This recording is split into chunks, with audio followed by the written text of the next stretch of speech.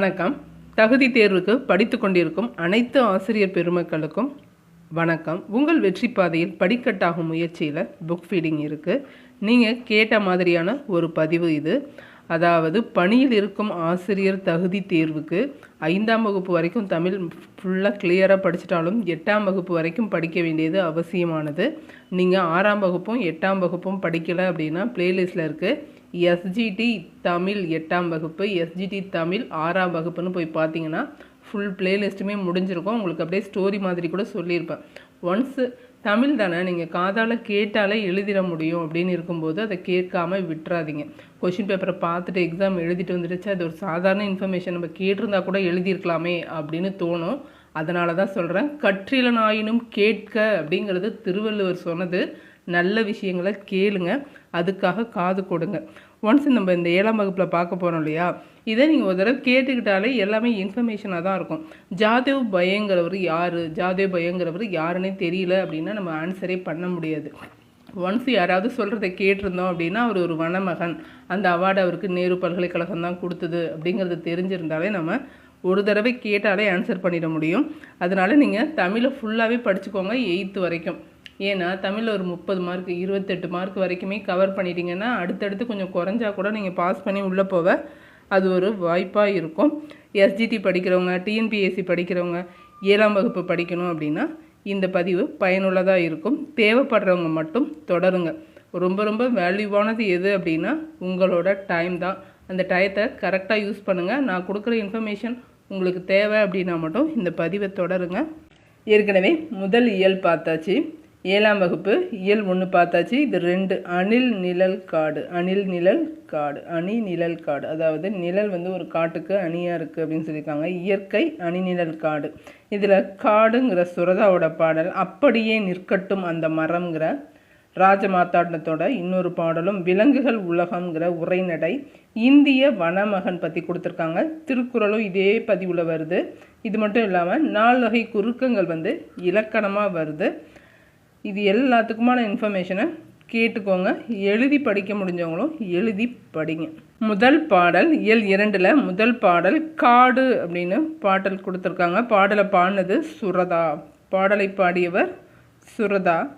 காடும் கடலும் நமக்கு எப்போதும் காட்சிக்கு இன்பம் தருபவை. ஒரு நாட்டின் வளம் அந்நாட்டில் மொத்த நிலப்பரப்பில் அமைந்துள்ள காடுகளின் அளவை பொறுத்தே மதிப்பிடப்படுகிறது. அதனால்தான் காட்டின் வளமே நாட்டின் வளம் என்று அறிஞர்கள் கூறுகின்றனர்.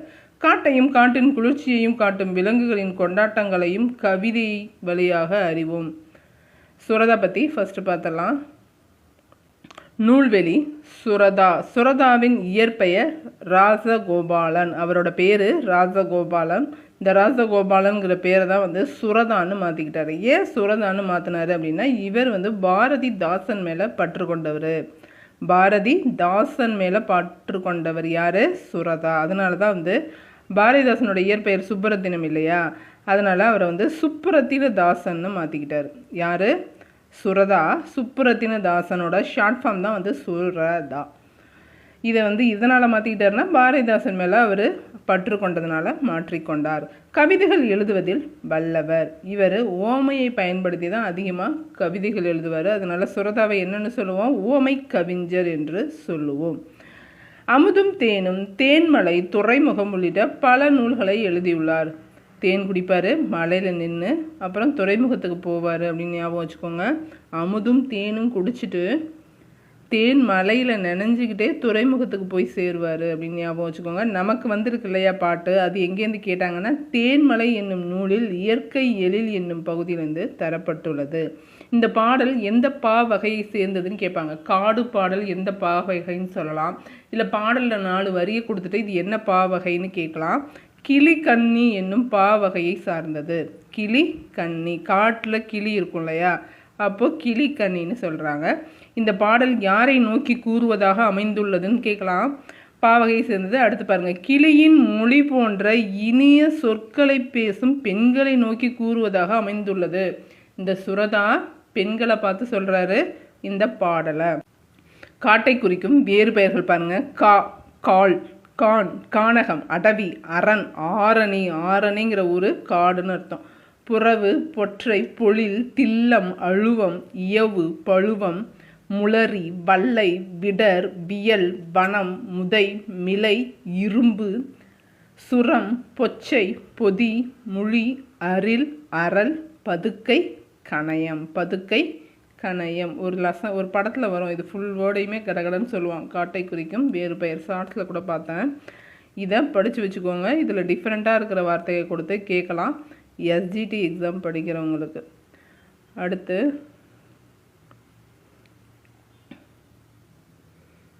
பாடல் பார்க்கலாம். கார்த்திகை தீபம் என காடெல்லாம் பூத்திருக்கும், பார்த்திட வேண்டுமடி கிளியே பார்வை குளிருமடி. காடு பொருள் கொடுக்கும், காய்கனி ஈன்றெடுக்கும், கூடி கழித்திடவே கிளியே குளிர்ந்த நிழல் கொடுக்கும். உட்காந்து பேசி ஜாலியாக இருக்கிறதுக்கு காட்டில் நிழல் இருக்கும் அப்படின்னு சொல்கிறாரு. யாருக்கிட்ட? பொண்ணு கிளி போன்ற மொழி பேசும் பெண் கிட்ட சொல்கிறாரு. குரங்கு குடியிருக்கும், கொம்பில் கனி பறிக்கும், மரங்கள் வெயில் மறைக்கும் கிளியே வழியில் தடை இருக்கும். அப்பயும் அலர்ட் கொடுக்குறாரு பாருங்க. மரங்கள் வெயில் மறைக்கும் கிளியே வழியில் தடை இருக்கும், போகும்போது பார்த்து போன்னு சொல்கிறாரு. பச்சை மயில் நடிக்கும், பச்சை மயில் நடிக்கும், பன்றி கிழங்கெடுக்கும், நச்சவரங் கலங்கும் கிளியே நரியெல்லாம் ஊளையிடும்.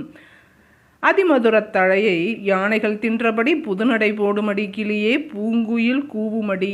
அதிமதுரத் தலையை யானைகள் தின்றபடி புதுநடை போடுமடி கிளியே பூங்குயில் கூவுமடி. சிங்கம், புலிகரடி, சிறுத்தை, விலங்கினங்கள் எங்கும் திரியுமடி கிளியே இயற்கை விடுதியிலே. சுரதா இயற்கை விடுதி. நீ எதை சொல்கிறாரு? காட்ட சொல்கிறாரு.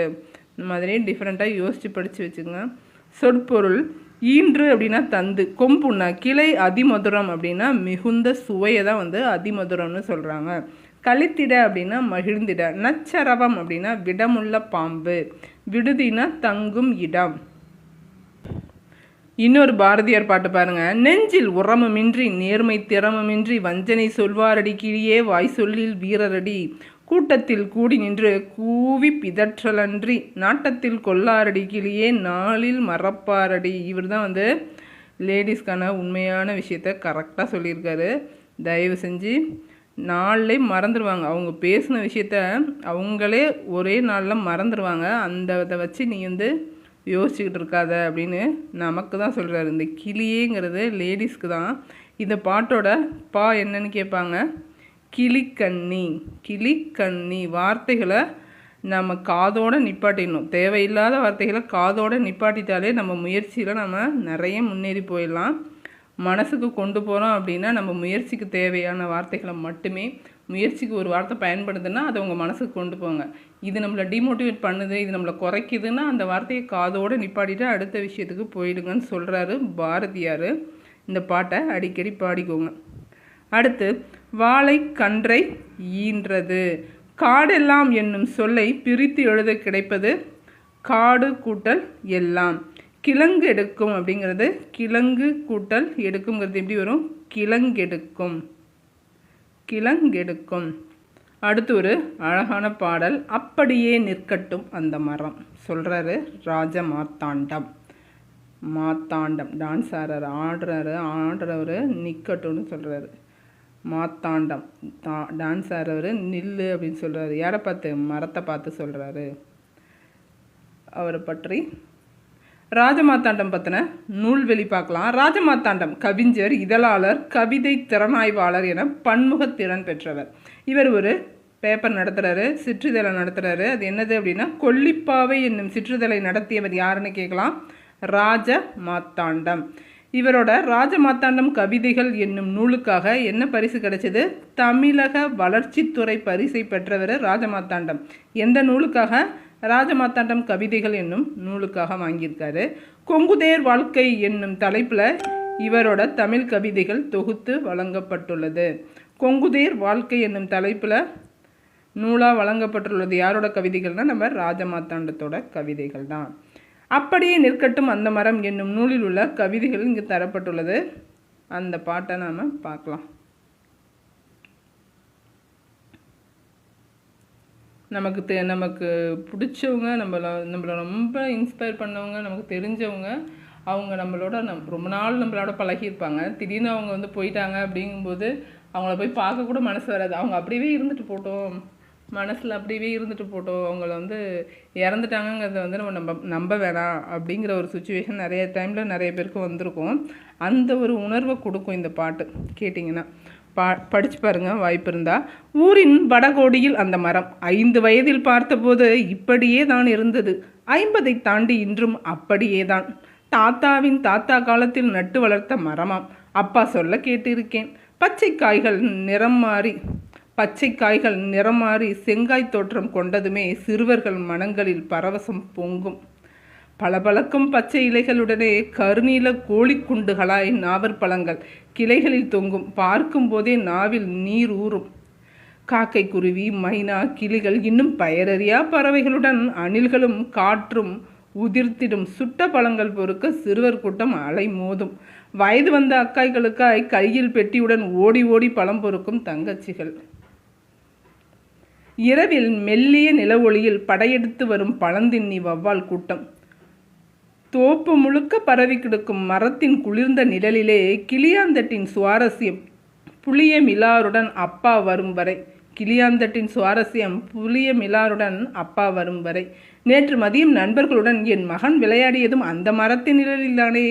பெருவாழ்வு வாழ்ந்த மரம் நேற்றிரவு பேய்க்காற்றில் வேரோடு சாய்ந்து விட்டதாமே. விடிந்தும் விடியாததுமாய் துஷ்டி கேட்கும் பதற்றத்தில் விரைந்து செல்கிறார்கள் ஊர் மக்கள், குஞ்சு குழுவான்களோடு. எனக்கு போக மனமில்லை. என்றும் என் மனவெளியில் அப்படியே நிற்கட்டும் அந்த மரம், குன்றுகளின் நடுவே மாமலை போல. நான் போய் அதை பார்த்து அந்த சீனை என் மனசுக்கு கொண்டு வர எனக்கு விருப்பம் இல்லை. நான் எப்படி பார்த்தனோ அப்படியே என் மனசில் அப்படியே இருக்கட்டும் அப்படின்னு சொல்லி முடிக்கிறாரு ராஜ மார்த்தாண்டம்.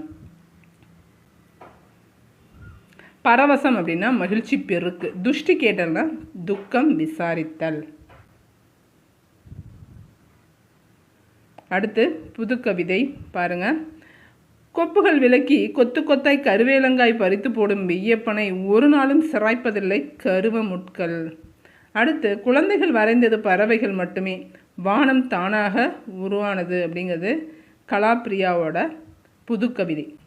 அடுத்து சரியான விடையை தேர்ந்தெடுத்து எழுதுக. நாவற்பழத்திற்கு ஓமையாக கூறப்பட்டுள்ளது இது கோழிக்குண்டு. சுட்டப்பழம்னா என்ன? மண் ஒட்டிய பழத்தை தான் வந்து சுட்டப்பழம்னு சொல்கிறாங்க. பெயரறியா என்னும் சொல்லை பிரித்து எழுத கிடைப்பது பெயர் கூட்டல் அறியா. மனமில்லை என்னும் சொல்லை பிரித்து எழுத கிடைப்பது மனம் கூட்டல் இல்லை. மனம் கூட்டல் இல்லை. நேற்று இரவு என்பதை சேர்த்து எழுதுங்க. நேற்று கூட்டல் இரவு என்ன வரும்? நேற்று இரவு.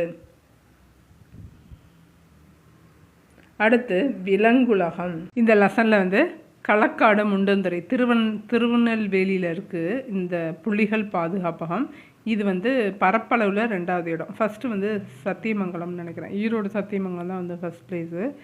இது வந்து பரப்பளவில் 2வது, தமிழ்நாட்டின் 2வது மிகப்பெரிய காப்பகம். 895 சதுர கிலோமீட்டர் பரப்பளவு கொண்டது. இங்கே யானை, புலி, சிறுத்தை, காண்டமிருகம் இதெல்லாம் இருக்குது. இதுக்கு வந்து சுற்றுலா போகிற மாதிரி ஒரு ஸ்டோரி தான் இந்த லெசனு. இதில் யானை, புலி, சிங்கம் இதை பற்றி கொடுத்துருப்பாங்க. உலகில் எத்தனை வகையான யானைகள் இருக்குது அப்படின்னா, உலகில் 2 வகையான யானைகள் தான் இருக்குது. என்னென்ன அப்படின்னா, ஒன்று ஆசிய யானை, இன்னொன்று ஆப்பிரிக்க யானை. ரெண்டுத்துக்கும் எப்படி டிஃப்ரென்ஷியேட் பண்ணுறாங்க அப்படின்னா, ஆசிய யானைகளின் ஆண் யானைகளுக்கு தான் தந்தம் இருக்கும், பெண் யானைகளுக்கு தந்தம் இருக்காது. இதே ஆப்பிரிக்க யானையாக இருக்குது அப்படின்னா 2 யானைகளுக்குமே வந்து தந்தம் இருக்கும் அப்படிங்கிறது தான் வந்து வேறுபாடு. யானைகள் வந்து பொதுவாக மனிதர்களை தாக்காது.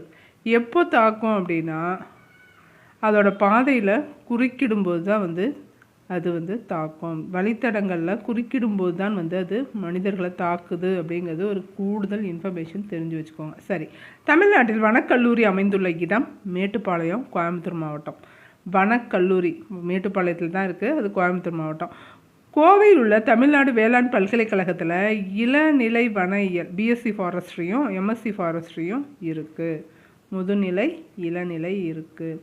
அதே மாதிரி புலியை பற்றியும் கொடுத்துருப்பாங்க.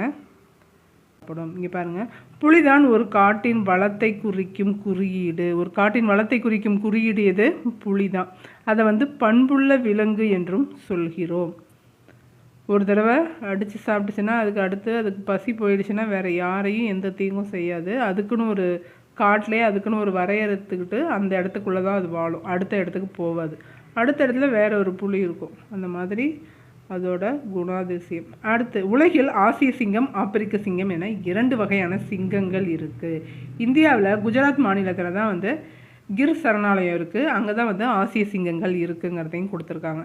நீளம், உயரம், பருமன், எடை, பலம், வேட்டையாடும் திறன் ஆகிய அனைத்திலுமே சிங்கத்தை விட யார் தான் சிறந்தது? புலியே உயர்ந்தது. அதனால தான் வந்து இயற்கை விஞ்ஞானிகள் புலியையே காட்டுக்கு அரசன்னு சொல்கிறாங்க. நம்ம சிங்கம்னு தானே கதையில் கேட்டிருக்கோம், ஆனால் இயற்கை விஞ்ஞானிகள் புலியை தான் சொல்கிறாங்க. ஆசிய யானைகளின் ஆண் பெண் யானை வேறுபாட்டை எவ்வாறு அறிவீர்கள்? எதை வச்சு? தந்தத்தை வச்சு. தமிழகத்தில் புலிகள் காப்பகம் அமைந்துள்ள இடம் முண்டந்துறை. காட்டாறு பிரித்து எழுதுக. காடு கூட்டல்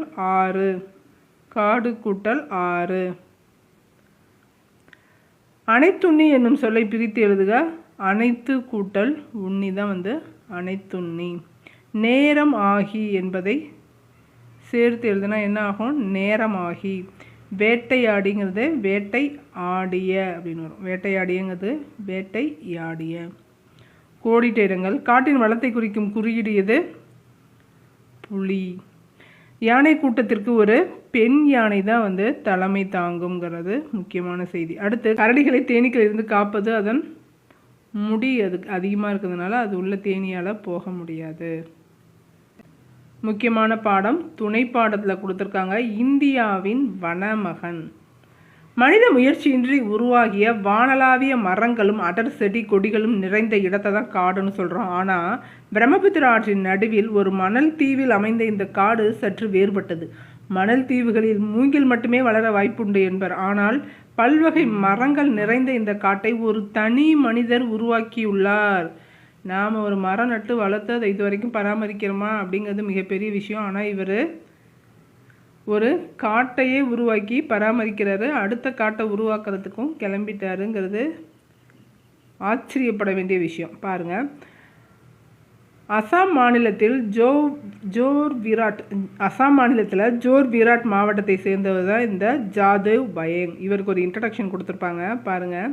தனது வீட்டை அடித்து நொறுக்குவதை, யானைகள் வந்து தனது வீட்டை அடித்து நொறுக்குவதை கண்ட ஒருவரால் மகிழ்ச்சி அடைய முடியுமா? ஆம், அவ்வாறு மகிழ்ச்சி அடைந்தவர் தான் இந்த ஜாதவ் பயங்கிறவர். அவர் வீட்டுக்குள்ளே குடியிருப்பார் காட்டுக்கு நடுவில். அப்போது யானை வந்து அவர் வீட்டை அடித்து நொறுக்கும். யானைகள் வராமல் இருந்தது, அந்த காட்டுக்கு எல்லா விலங்கும் வந்துடும். யானைகள் வராமல் இருந்தது அவருக்கு வருத்தமாகவே இருந்திருக்கும். கடைசியில் யானையும் வந்துருச்சுங்கிறத அவர் நினச்சி சந்தோஷப்படுவார் அப்படின்னு இவருக்கு இன்ட்ரொடக்ஷன் கொடுத்துருப்பாரு. இவர் தான் வந்து வனமகன். எந்த நாட்டை சேர்ந்தவர் அப்படின்னா அசாம் மாநிலம் ஜோர் விராட்டுங்கிற மாவட்டத்தை சேர்ந்தவர் தான் வந்து ஜாதவ் பயங். இவர் ஒரு முறை பிரம்மபுத்திரா ஆற்றில் ஆண்டுதோறும் வந்து வெள்ளம் பெருக்கெடுக்குமா. 1979ஆம் ஆண்டு வெள்ளம் வந்திருக்கு. அந்த வெள்ளத்தில் வந்து பாம்புகள் நிறையா அடிச்சுட்டு வந்து இந்த தீவு சைடில் விட்டுட்டு போயிடுது. ஆனால் இந்த தீவில் வந்து மரங்களும் கிடையாது, பயங்கர வெயில். அந்த பாம்புகள் என்ன ஆகுது? துடித்து இறக்கிறத பார்த்துருக்காரு. வெள்ளத்தில் அடிச்சுட்டு வந்த பாம்பு இங்கே வந்து நிறைய பாம்பு உயிருக்கு கஷ்டப்படுது, நிறைய பாம்பு இறந்தே போயிடுது தண்ணி இல்லாமல் வெப்பத்தினால. அது வந்து மரம் இல்லைங்கிறதுனால தான் வந்து அது இறந்து போகுது. அப்போது மரம் இல்லாமல் நமக்கும் ஃப்யூச்சரில் இந்த நிலமை தான் அப்படிங்கிறத ஒரு மனசில் தோணும்போது தான் நாம் கண்டிப்பாக ஒரு காட்டை உருவாக்கணுங்கிற எண்ணம் வந்திருக்கு. அதுக்கு ஊர் மக்கள் யாருமே ஒத்துக்கல. எது சொன்னாலுமே ஊர் மக்கள் ஒத்துக்காது. அங்கே வந்து எதுவுமே நடக்காது, மரமே வளராது அப்படின்ட்டாங்க. ஆனால் அவருக்கு ஒரு வன அதிகாரி சொல்லியிருக்காரு, மூங்கில் மரம் வந்து வளரும் அப்படின்னு சொல்லவும் அவருக்கு பயங்கர மகிழ்ச்சி. ஃபஸ்ட்டு மூங்கில் மரத்தை நட்டுருக்காரு. அதுக்கு அடுத்து ஜாதுநாத்ங்கிற வேளாண் பல்கலைக்கழக பேராசிரியர் தான் சொல்லியிருக்காரு, தீவில் வந்து மணல் தானே இருக்கும், அந்த மணலுங்கிற மண்ணோட தன்மையை மாற்றினீங்க அப்படின்னா உங்களுக்கு வந்து எல்லா மரங்களுமே வளரும். மண்ணோட தன்மையை மாற்றணுங்கன்னா கண்டிப்பாக அதுக்கு சிவப்பு கட்டெரும்புகள் முக்கியம். மண்புழுக்கள் மட்டும் இல்லாமல் சிவப்பு கட்டெரும்புகள் இது அவசியங்கவும், நிறைய சிட்டெரும்புகள் அதாவது சிவப்பு கட்டெரும்புகளை கொண்டு வந்து விட்டு அதோட மண்ணோட தன்மையை மாற்றி பெரிய காட்டையே உருவாக்கிடுவார். அதுக்கப்புறம் ஆற்றின் கரையோரம் இருந்த செடிக்கெல்லாம் தண்ணி ஊற்றிருக்காரு. நடுவில் தூரமாக இருக்கிற செடிகளுக்கு பானையை வச்சு சொட்டாக தண்ணி போகிற மாதிரியும் ஊற்றிருப்பார். அதுக்கடுத்து இவருக்கு என்ன அவார்டெல்லாம் கொடுத்துருக்காங்கன்னு பாருங்கள். 2012ஆம் ஆண்டு ஜவஹர்லால் நேரு பல்கலைக்கழகம் ஜாதவுக்கு இந்திய வனமகன் என்ற பட்டத்தை வழங்கியது. யார் வழங்கினது? நேரு ஜவஹர்லால் நேரு பல்கலைக்கழகம் 2012 கொடுத்துச்சு. அடுத்து 3 வருஷம் கழித்து பத்மஸ்ரீ விருது கிடைக்குது. பத்மஸ்ரீ விருது 2015 கிடைக்குது ஜாதவுக்கு. கவுஹாத்தி பல்கலைக்கழகம் மதிப்புறு முனைவர் பட்டத்தை வழங்குது ஜாதவுக்கு. மதிப்புறு முனைவர் பட்டம் கவுஹாத்தி பல்கலைக்கழகம் வழங்குது. அடுத்து இவரை வேறு யார் பாராட்டினாங்க அப்படின்னா, ஜிட்டு கலிடா என்னும் வனவிலங்கு ஆர்வலர் காட்டை பற்றி கேள்விப்பட்டு பார்த்து இவரை பாராட்டிட்டு போவார். அதுக்கப்புறம் டைம்ஸ் ஆஃப் இந்தியா இதழில் இவர் காற்றை பற்றின செய்தி வெளியாகுது. அதே மாதிரி ஜாதவ் என்ன சொல்கிறாரு அப்படின்னா, நீங்கள் என்னை பாராட்ட வேண்டுமெனில் எனக்காக 2 மரக்கன்றுகளை நட்டு வழங்க அதுவே எனக்கு போதும்னு சொல்லி முடிக்கிறாரு. இது மட்டும் இல்லாமல் இவர் அடுத்த காட்டை உருவாக்குறாரு. பாருங்கள், இத்தீவின் மற்றொரு பகுதியில் இன்னொரு காட்டை உருவாக்க தொடங்கி இருக்கிறேன்னு சொல்கிறாரு. இந்த செய்தியும் தெரிஞ்சுக்கோங்க. அவ்வளோதான் ஜாதவ் பற்றின செய்திகள். அடுத்து நாம் இலக்கணம் பார்க்க போகிறோம். 4 வகை குறுக்கங்கள் பார்க்க போகிறோம். 4 வகை குறுக்கங்கள் என்னென்னு பார்த்தீங்கன்னா, ஐகார குறுக்கம், ஔகார குறுக்கம், மகர குறுக்கம், அடுத்து என்ன வரும், ஆயுத குறுக்கம். 4 வகை குறுக்கம். 4 என்ன அப்படின்னு கேட்டாங்கன்னா இது 4 தான் சொல்லணும். ஐகாரம், ஔகாரம், மகரம். பார்க்கலாம். குறுக்கம்னா என்னன்னு முதல்ல கொடுத்துருக்காங்க. சில எழுத்துக்கள் சில இடங்களில் தமக்குரிய கால அளவை குறைவாக ஒலிக்கும். இவ்வாறு குறைந்து ஒலிக்கும் எழுத்துக்களை என்னன்னு சொல்கிறோம், குறுக்கம்னு சொல்கிறோம். அப்போ அதுக்கு முதல்ல உங்களுக்கு என்ன தெரியணும், ஒவ்வொரு எழுத்துக்கும் எவ்வளோ ஒலின்னு தெரிஞ்சிருக்கணும்.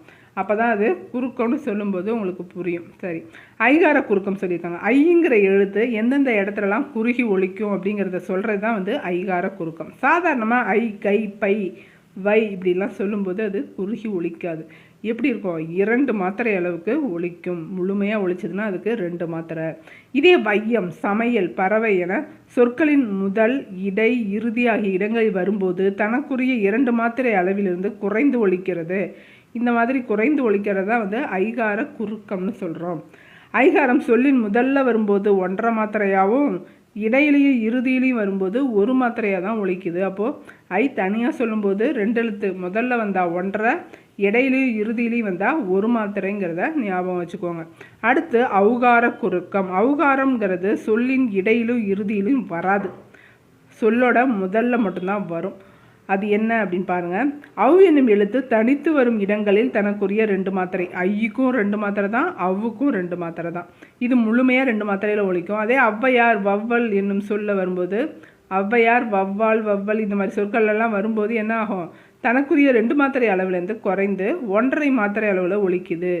இவ்வாறு குறைந்து ஒலிக்கிறதா ஔகார குறுக்கம்னு சொல்கிறோம். அவ்வுக்கு என்ன மாத்திரை, அது முதல்ல வரும்போது என்ன மாத்திரைங்கிறத தெரிஞ்சு வச்சுக்கோங்க. அதோட ஔகாரங்கிறது ஃபஸ்ட்டில் மட்டும்தான் வரும், சென்டர்லையும் லாஸ்ட்லையும் வராது. மகர குறுக்கம் பாருங்கள். அம்மா பாடம் படித்தான். இந்த சொற்களில் மகர மெய் எழுத்து தனக்குரிய 1/2 மாத்திரை அளவில் முழுமையாக ஒலிக்குது. அதாவது சாதாரணமாக இம்மு வரும்போதும் இம்முக்கு அடுத்தில் பகரம் பா வரும்போதும் அது சாதாரணமாக அதோட 1/2 மாத்திரை அளவில் ஒலிக்குது. அதே இது வளம் வந்தான், பக்கத்தில் வகரம் வருது இல்லையா, இம்முக்கு அடுத்து வ வருது இல்லையா, அந்த மாதிரி வகர எழுத்து வருவதால் மகர மெய்யானது 1/2 மாத்திரையிலேருந்தும் குறைந்து 1/4 மாத்திரை அளவுக்கு ஒலிக்கும். இந்த மாதிரி 1/4 மாத்திரை அளவில் ஒலிக்கிறத என்னன்னு சொல்கிறோம், மகர குறுக்கம்னு சொல்கிறோம். ஐகாரம்னா என்ன, எத்தனை மாத்திரை, அதே மகரம்னா எத்தனை மாத்திரைங்கிறது உங்களுக்கு நல்லா தெரிஞ்சிருக்கணும். இல்லாட்டி நான் சொல்லி கொடுக்கறதுல யூஸ் இல்லை. ஓகேவா. போலும் என்னும் சொல்லை போன் என்றும் மருளும் என்னும் சொல்லை மருண் என்றும் செய்யுளின் ஓசை சீரமைப்பதற்காக பயன்படுத்துகிறாங்க. இந்த மாதிரி இம்முக்கு முன்னாடி இன் வருது இல்லையா, மகர மெய்யானது இன் ஆகிய எழுத்துக்களை அடுத்து வருவதால் தனக்குரிய 1/2 மாத்திரையிலேருந்தும் குறைஞ்சி 1/4 மாத்திரையாக ஒலிக்கும். இது இன்னொரு ஆர்டரு. ஃபஸ்ட்டு என்னது, அடுத்து வா வந்தால் 1/2 மாத்திரைலேருந்து 1/4 மாத்திரை குளிக்கும். அதே மாதிரி முன்னாடி இன் அப்படிங்கிறது 2 சொல்லி இன்னு 3 சொல்லி இன்னு ரெண்டும் வரும்போதும் அது 1/2 மாத்திரையிலேருந்து 1/4 மாத்திரையாக ஒலிக்கும். இந்த 2 கண்டிஷனில் தான் மகரம் தன்னோட 1/2 மாத்திரையிலேருந்து 1/4 மாத்திரையில் ஒலிக்குங்கிறத தெரிஞ்சு வச்சுக்கோங்க. அடுத்து ஆயுத குறுக்கம் பாருங்கள். அகுது எகு ஆகிய சொற்களில் ஆயுத எழுத்து தனக்குரிய 1/2 மாத்திரை அளவில் முழுமையாக ஒலிக்குது. இதே முள்தீது என்னும் சொல் முற்றீது எனவும் கல்தீது என்னும் சொல் கற்றீது எனவும் சேரும். இந்த சொற்கள்லாம் ஆயுத எழுத்தானது தனக்குரிய 1/2 மாத்திரையிலேருந்து குறைஞ்சி 1/4 மாத்திரையாக ஒலிக்குது. இவ்வாறு குறைந்து ஒலிக்கிறது தான் ஆயுத குறுக்கம். முற்றீது கருத்தீது அப்படின்னு வரும்போது மட்டும் அறையிலேருந்து காலாக மாறி ஒலிக்கும். இதான் வந்து ஆயுத குறுக்கம். வேட்கை என்னும் சொல்லின் ஐகார குறுக்கம் பெறும் மாத்திரை என்ன? கடைசியாக வந்தால் என்னது? ஒரு மாத்திரை. மகர குறுக்கம் இடம்பெறாத சொல் எது? போனும் மருண் வகரம் வந்திருக்கு. அப்போ இதுவும் மகர குறுக்கம் தான். இதில் மட்டும்தான் மகரம் வரலை. அப்போது இதான் பணம் கிடைத்தது அப்படிங்கிறதுல தான் வந்து அரை மாத்திரையில் ஒலிக்கும். இது பாக்கி எல்லாமே கால் மாத்திரை தான். சொல்லின் முதலில் மட்டுமே இடம்பெறுவது ஔகார குறுக்கம். அடுத்து கலை சொற்கள் அறிவும் பார்க்கலாம். ஐலாண்ட் அப்படின்னா தீவு, இயற்கை வளம்னா நேச்சர் ரிசோர்ஸ், வனவிலங்குன்னா வைல்ட் அனிமல், வன பாதுகாவலர் அப்படின்னா ஃபாரஸ்ட் கன்சர்வேட்டர், ஃபாரஸ்ட் கன்சர்வேட்டர்னா தான் வன பாதுகாவலர். அடுத்து உவமை அப்படின்னா பேரபுள், காடுனா ஜங்கல், வனவியல்னா ஃபாரஸ்ட்ரி, பல்லுயிர் மண்டலம்னா பயோடைவர்சிட்டி, பல்லுயிர் மண்டலம்னா பயோடைவர்சிட்டி. அடுத்து வாழ்வியல் பார்க்க போகிறோம். வாழ்வியல் இலக்கியமான திருக்குறள் பார்க்க போகிறோம். அணுவை துளைத்து ஏல் கடலை புகட்டி குறுக தரித்த குறள்னு சொன்னது யாரு? ஔவையார் என்று திருக்குறளின் பெருமையை ஔவையார் போற்றிருக்கிறார். மனித சமுதாயத்தை ஆழ்ந்து நோக்கி அது எவ்வாறு வாழ வேண்டும் என்று நன்கு சிந்தித்து எழுதப்பட்ட நூல் தான் வந்து திருக்குறள். இது போன்ற ஒரு நூல் உலகில் எந்த மொழியிலும் இதுவரை தோன்றியது இல்லை. அத்தகைய பெருமை மிகு திருக்குறளை படிப்போம். அந்த திருக்குறளுக்கு ஏற்ப நடக்க ஆரம்பித்தாங்களே உங்கள் வாழ்க்கையில் இருக்கிற நிறைய பிரச்சனைகளை சரி செய்ய முடியும். ட்ரை பண்ணுங்க. அழுக்காராமை, ஒழுக்காரா கொள்க ஒருவன் தன் நெஞ்சத்து அழுக்காறு இல்லாத இயல்பு. ஒருவன் தன்னோட நெஞ்சில் பொறாமை குணமே இல்லாமல் இருக்கிறது தான் வந்து அவனோட ஒழுக்க நெறியாக கொண்டு வாழணும் அப்படின்னு சொல்லியிருக்காரு. ரெண்டாவது குறள் பாருங்க. அவ்விய நெஞ்சத்தான் ஆக்கமும் செவ்வியான் கேடும் நினைக்கப்படும். அவ்விய நெஞ்சத்தான் ஆக்கமும் செவ்வியான் கேடும் நினைக்கப்படும். பொறாமை குணமுடையவர்கிட்ட செல்வம் இருக்குது, பொறாமை இல்லாதவங்கள்ட்ட வறுமை தான் இருக்குது அப்படிங்கிறது சான்றோரால் ஆராயப்படும்னு சொல்லி விட்டுருக்காரு திருக்குறளில் திருவள்ளுவர். மூணாவது குறள் பாருங்க. புறங்கூறாமை. புறங்கூறாமைனா ஒருத்தர் முதுகுக்கு முன்னாடி பேசுறது தான் வந்து புறங்கூறாமை. கண்ணென்று கண்ணற சொல்லினும் சொல்லற்க முன்னின்று பின்னோக்கா சொல். ஒருவருக்கு முன்னாடி நேர் நின்று கடுமையான சொல்லி கூட அவங்கள திட்டலாம், ஆனால் அவங்களுக்கு பின்னாடி பேசக்கூடாது. முன்னாடி பேச தைரியம் இல்லாதவங்க தான் பின்னாடி பேசுவாங்க. ஏதிலார் குற்றம் போல் தன் குற்றம் காண்பின் தீதுண்டோ மண்ணும் உயிர்க்கு. தீதுண்டோ மண்ணும் உயிர்க்கு. பிறருடைய குற்றத்தை காண்பது போல் தன்னுடைய குற்றத்தையும் காண்பவருடைய வாழ்வில் துன்பம் இல்லை. அடுத்து ஐந்தாவது குறள் அருளுடைமைங்கிற அதிகாரத்துலேருந்து வந்திருக்கு. அருட்செல்வம் செல்வத்துள் செல்வம், பொருட்செல்வம் பூரியார் கண்ணும் புலன்னு சொல்கிறாரு. பொருள் செல்வங்கிறது இழிந்தவர்கிட்ட கூட இருக்கு. யார்கிட்ட தான் பணம் இல்லை, யார்கிட்ட தான் பொருள் இல்லை, ஆனால் அருளாகிய செல்வம் தான் வந்து செல்வங்களுக்கெல்லாம் சிறந்த செல்வம். அந்த செல்வத்தை தேட முயற்சி பண்ணு. பொருட்செல்வம் இழிந்தவர்கள்ட்ட கூட இருக்குன்னு சொல்கிறாரு திருவள்ளுவர். அடுத்து பாருங்க. வலியார் முன் தன்னை நினைக்கின் தான் தன்னின் மெலியார் மேல் செல்லும் இடத்து. ஒருவர் தம்மை விட மெலிந்தவரை துன்புறுத்தும் போது தாமை எப்படி வலிமையானவங்கள்ட்ட அடிபணிஞ்சு பயந்து போய் நிற்போம் அப்படிங்கிறத எண்ணி பார்த்தாலே போதும். அதாவது அடுத்தவங்க நிலைமையிலேருந்து உங்களை யோசித்து பார்த்தாலே நாம் தீங்கு செய்கிறத விட்டுருவோன்றாரு. ஒருவர் தம்மை விட மெலிந்தவரை துன்புறுத்தும் போது என்ன செய்யணும்? நாம் எப்படி அடுத்தவங்க துன்புறுத்தும் போது அஞ்சு நிற்போம் அப்படிங்கிற நிலையை எண்ணி பார்த்தல் வேண்டும். வாய்மைங்கிற அதிகாரம். வாய்மைன்னா உண்மை. உண்மைன்னா என்னன்னு சொல்கிறார் பாருங்க. வாய்மை எனப்படுவது யாதெனின் யாதொன்றும் தீமை இல்லாத சொல்லல். உண்மைன்னா என்ன அப்படின்னா யாருக்கும் ஒரு தீங்கு தராத சொற்களை நீ பேசுகிற அப்படின்னா அதான் உண்மைன்னு சொல்கிறாரு. புதுசாக இருக்கலாம் ஆங்கிள். உண்மைன்னா நம்ம என்ன நினச்சிட்ருக்கோம், ஆனால் அவர் அப்படியே வந்து அடுத்தவங்களுக்கு தீங்கு தராத ஒரு சொல்லை பேசிட்டு போயிடு, அதுவும் உண்மையாக இருக்கிற மாதிரி பேசு அப்படின்றாரு. வாய்மை எனப்படுவது மற்றவருக்கு தீங்கு தராத சொற்களை சொல்லுதல். தன்னெஞ்சறிவது பொய்யற்க பொய்த்த பின் தன்னெஞ்சே தன்னை சுடும். ஒருவர் தன் மனமறிய பொய் சொல்லக்கூடாது. அப்படி மனமறிய பொய் சொல்லிட்டோம் அப்படின்னா அது நம்ம நெஞ்சம் இருக்கிற வரைக்கும் நம்மளை உறுத்திக்கிட்டே இருக்கும். தன் நெஞ்சே தன்னை வருத்தும்னு சொல்கிறாரு. உள்ளத்தால் பொய்யாதொழுகின் உலகத்தார் உள்ளத்துள் எல்லாம் உளன். உள்ளத்தில் பொய்யில்லாமல் வாழ்பவர்கள் இந்த உலகத்தார் உள்ளவளவும் எல்லார் மனதிலையும் இருப்பாங்க. உலகத்தார் உள்ளங்களிலெல்லாம் இருக்கிறவங்க யார்? எப்போவுமே பொய் சொல்லாமல் வாழ்கிறவங்க. அடுத்து இறைமாட்சி. இயற்றலும் ஈட்டலும் காத்தலும் காத்த வகுத்தலும் வல்லது அரசு. பொருள் வரும் வழிகளை அறிதல், அவ்வழிகளில் பொருள்களை சேர்த்தல், சேர்த்த பொருளை பாதுகாத்தல், காத்த பொருளை பயனுள்ள வகையில் திட்டமிட்டு செலவிடுதல் தான் யாரோட செயலாகும்? சிறந்த அரசின் செயலாகும். இயற்றல், ஈட்டல், காத்தல், காத்த, வகுத்தல், இந்த 4 செயல்களையும் செய்கிறது தான் சிறந்த அரசின் செயல். திருவள்ளுவர் பற்றின நூல் குறிப்பு பார்க்கலாம். திருக்குறளை தந்த திருவள்ளுவர் 2000 ஆண்டுக்கு முற்பட்டவர். இவர் முதற் பாவலர், பொய்யில் புலவர், சென்னா போதர் என்றெல்லாம் சிறப்பு பெயர்கள் கொண்டவர். திரு என்னும் அடைமொழியோடு வருகிற முதல் நூல் திருக்குறள். திருக்குறள் அறத்துப்பால், பொருட்பால், இன்பத்துப்பால் என 3 பகுப்பு கொண்டது. அறம் 38, பொருள் 70, இன்பம் 25, மொத்தம் 133 அதிகாரங்கள் உள்ளன. அதிகாரத்துக்கு 10 குறட்பாக்கள் வீதம் 1330 பாடல்களை உடையது. இதற்கு முப்பால், தெய்வ நூல், பொய்யாமொழி என பிற பெயர்களும் உண்டு. ஆன்சர் பண்ணுங்க பார்க்கலாம். வாய்மை எனப்படுவது தீங்கு தராத சொற்களை பேசுவது. டேஸ் செல்வம் சான்றோர்களால் ஆராயப்படும். பொறாமை உள்ளவனோட செல்வம் யாரால் ஆராயப்படும்? சான்றோர்களால் ஆராயப்படும். பொருட்செல்வம் என்னும் சொல்லை பிரித்து எழுதுக. பொருள் கூட்டல் செல்வம் தான் பொருட்செல்வம். யாதெனின் அப்படிங்கிறது யாது கூட்டல் எனின் தான் யாதெனின். தன்னெஞ்சு என்பதை சேர்த்து எழுத கிடைக்கும் சொல் தன்னெஞ்சு. தீதுண்டோ என்பது தீதுண்டோ. தீதுண்டோ என சேரும். தீதுண்டோ. இதோட 2வது இயல் முடியுது. 3வது இயல் அடுத்த பதிவில் பார்க்கலாம். தொடர்ந்து படிங்க. நன்றி, வணக்கம்.